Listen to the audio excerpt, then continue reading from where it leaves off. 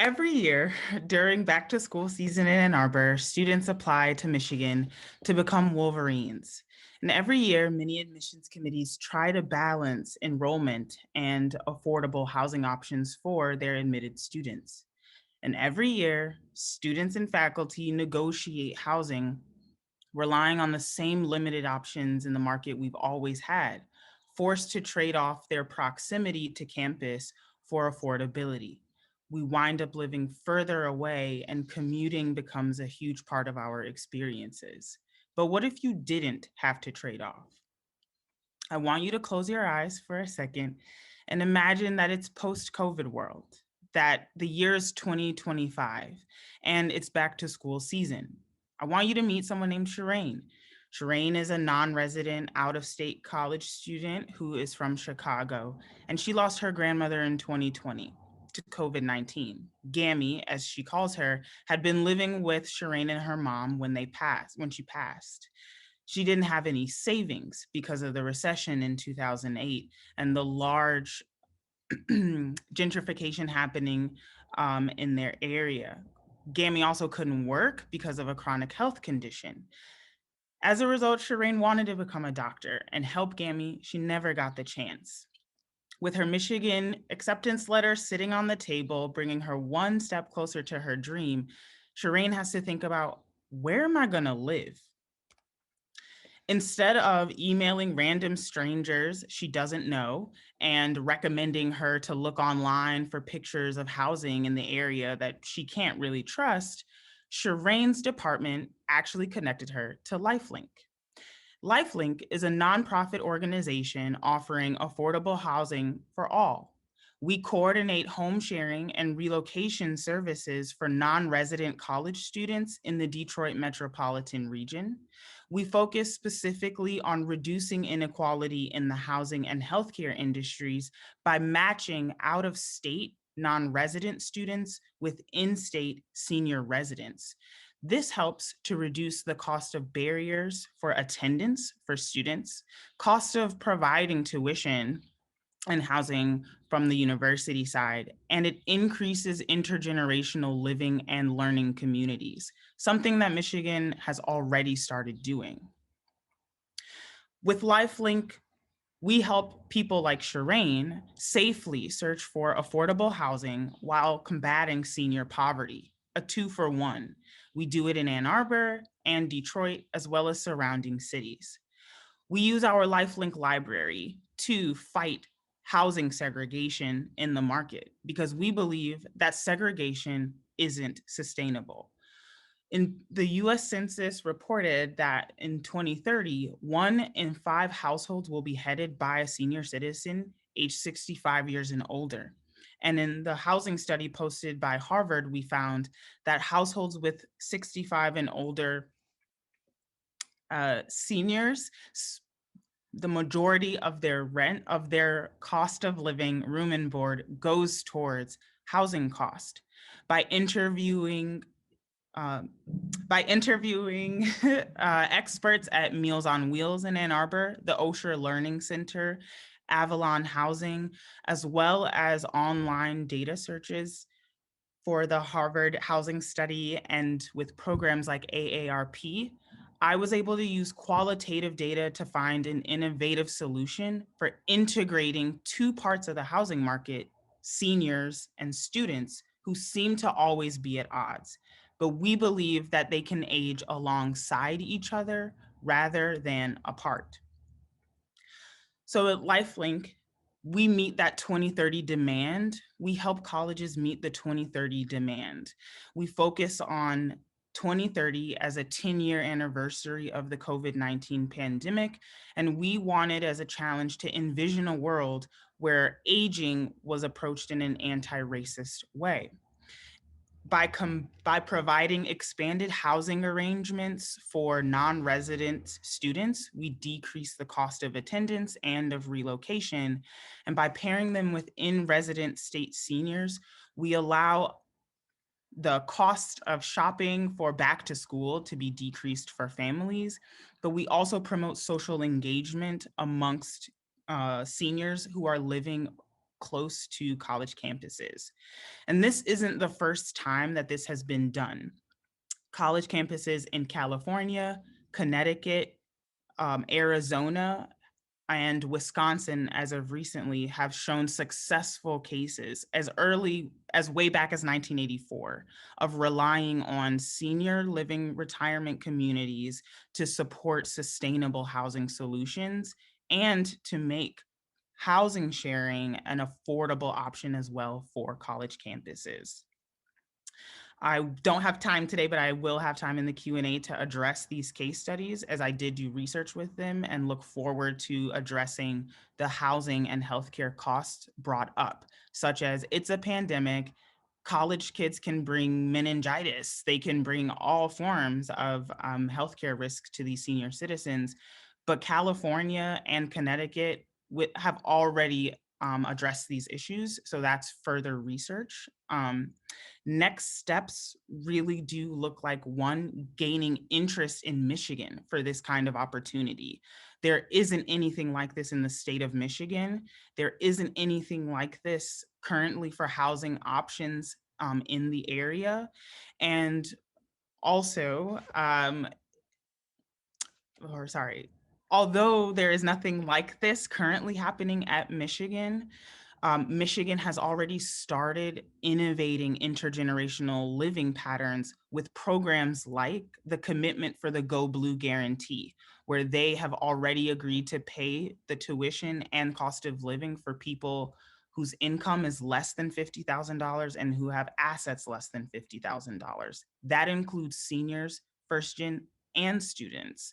Second, they already have established living and learning communities. Living and learning communities are programs that allow students to partner with seniors in a professional context, but we can go one step further and get them to live with each other as well.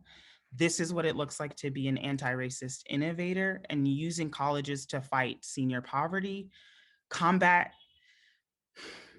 higher education inequality, and promote affordable housing for all ages.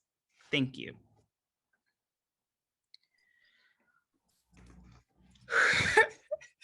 Thank you. Welcome. Good job. That was like my buzzer went and you said thank you. Amazing. Suzy or Liz, do you want to jump in? And maybe AunRika, can you stop sharing your screen so we can see your face? There we go. Hello. I love this. My husband's great aunt Lucy is 90 and lives in Ann Arbor alone in this little ranch house, and we worry about her all the time and like what I wouldn't do to pair her up with a college student. And this is it's such an elegant solution to so many different challenges. My big question for you is like, what resources do you need to make this a reality? Like, what are the next steps that you take to create this in Michigan? Thank you so much for that question, and thank you for the enthusiasm. I do have two ways to answer that question. One is that I have worked to what eligibility for such a program would look like, and it does focus on the Go Blue Guarantee, expanding the Go Blue Guarantee measures that Michigan's already started. They already focus on mediating income inequality along the pipeline. So it was important for me to tell the story that Michigan is already doing things that puts them on this path. Second, it was to say that we can just go another step further. And what I would need in that sense is that I am currently working alone. I didn't start the competition this way, but a part of the design process is just understanding, as I learned with seniors, it's like time commitments and life cycles and things like that. So my first commitment is that there isn't a need for team dynamics here. My passion was really great and I loved the solution, but the first kind of year looking at building out a team, and that team isn't just students and sort of stakeholders, but also local businesses in the areas in terms of a profit mode ability is to get businesses in the area to be able to come together and um, to get their businesses used in the program. They'd be able to pay a premium. So that's how we kind of finance in the first first and second year.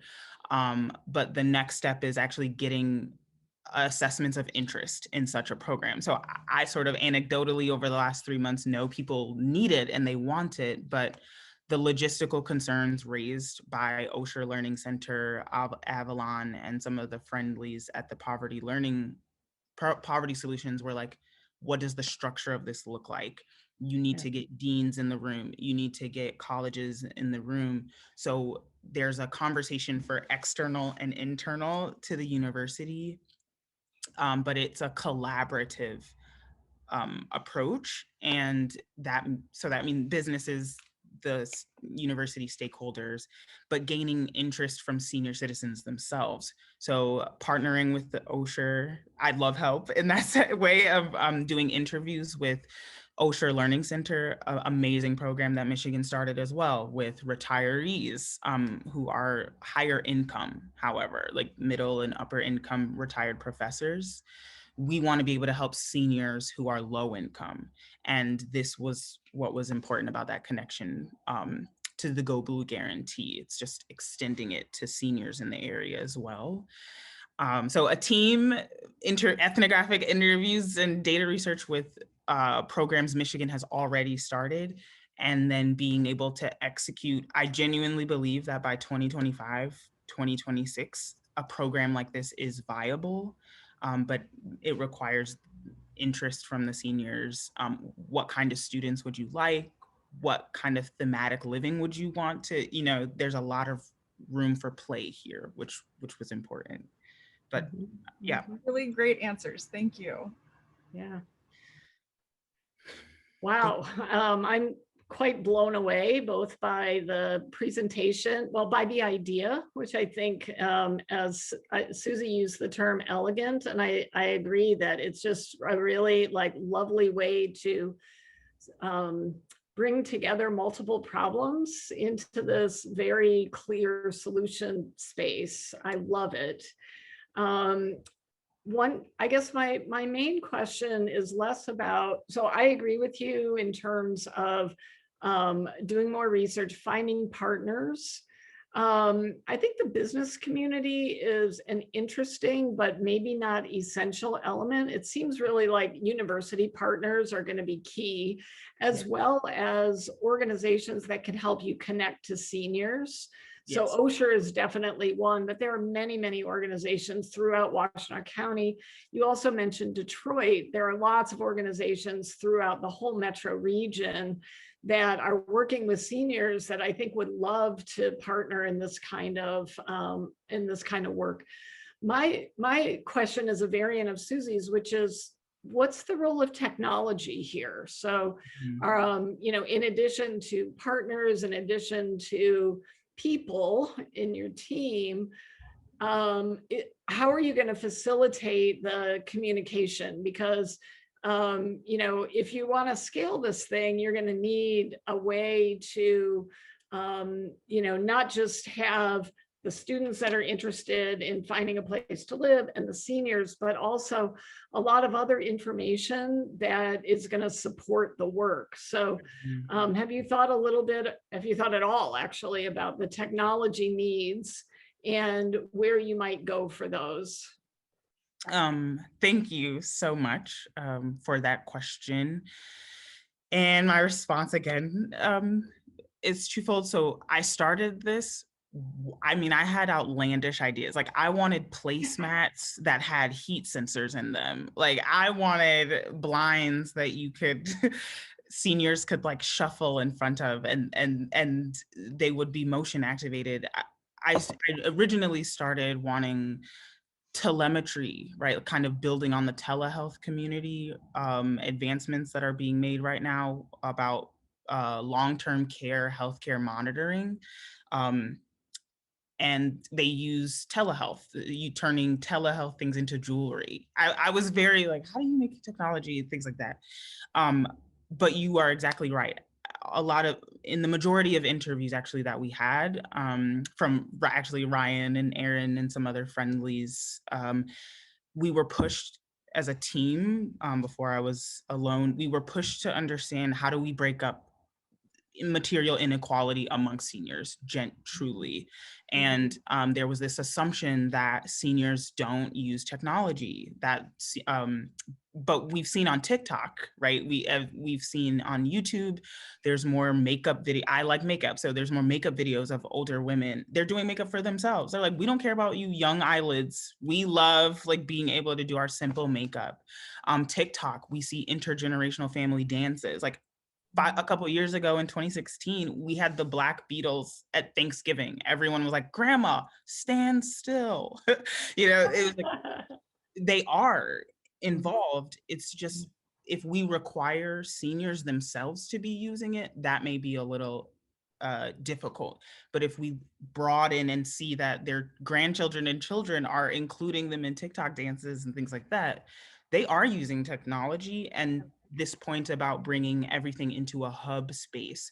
So the LifeLink Library is the hub space. That's the answer I wanted to address this, the technology in the hub. So we bring together relevant healthcare documents that seniors need. Yep, thank you. And then into a platform space where they can access all of the services at once. So it's healthcare, housing, services external to the university, but then with their U of M card, they will be able to access an educational suite of services where we educate them about that link technologically. So